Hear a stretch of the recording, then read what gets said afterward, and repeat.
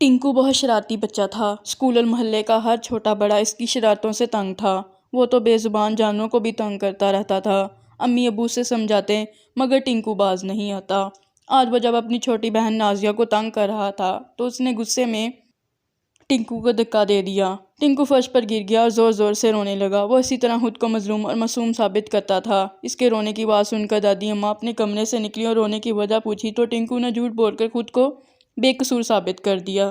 دادی اماں نے اس کی بات پر یقین کر لیا اور نازیہ کو ڈانٹ کر چلی گئیں۔ نازیہ ایک اچھی اور سمجھدار لڑکی تھی۔ وہ خاموش رہی اور امی کو اصل بات بتا دی۔ شام کو جب ٹنکو گھر سے باہر گلی میں گیا تو اچانک اس کی نظر ایک بلی پر پڑی جو اپنے 2 بچوں کے ساتھ وہاں سے گزر رہی تھی۔ اسے دیکھتے ہی ٹنکو کی آنکھیں شرارت سے چمکنے لگیں۔ اس نے جلدی جلدی زمین سے پتھر اٹھائے اور تاک تاک کر بلی کو مارنے لگا۔ 2-4 پتھر بلی کو لگے اور ایک پتھر بلی کے چھوٹے بچے کو بھی لگا تو وہ تینوں خوف زدہ ہو کر بھاگ گئے۔ امی نے اسے کئی بار سمجھایا تھا کہ بے زبان جانوروں کو تنگ نہ کیا کرو، یہ بات اللہ تعالیٰ کو پسند نہیں، مگر ٹنکو یہ باتیں کہاں سمجھتا تھا۔ آج ٹنکو اپنے کارنامے پر بہت خوش تھا۔ وہ گھر لوٹا اور چائے پی کر تھوڑی دیر بعد دوبارہ باہر نکل گیا۔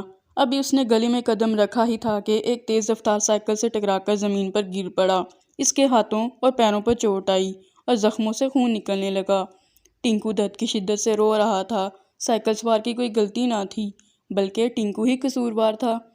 وہاں موجود لڑکوں نے اسے اٹھایا اور اس کے گھر لے گئے۔ ٹنکو کو اپنی امی کی بات یاد آ گئی جنہوں نے اسے بے زبان جانوروں کو تنگ کرنے سے منع کیا تھا۔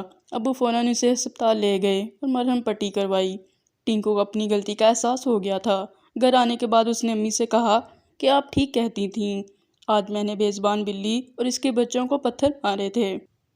اس نے مجھے بددعا دی ہوگی اور یہ اسی کی سزا ہے۔ امی نے پیار سے ٹنکو کے سر پر ہاتھ پھیرا اور بولی، بیٹا اگر تمہیں اپنی غلطی کا احساس ہو گیا ہے تو تم توبہ کرو اور آئندہ ایسی حرکت نہ کرنے کا عہد کر لو۔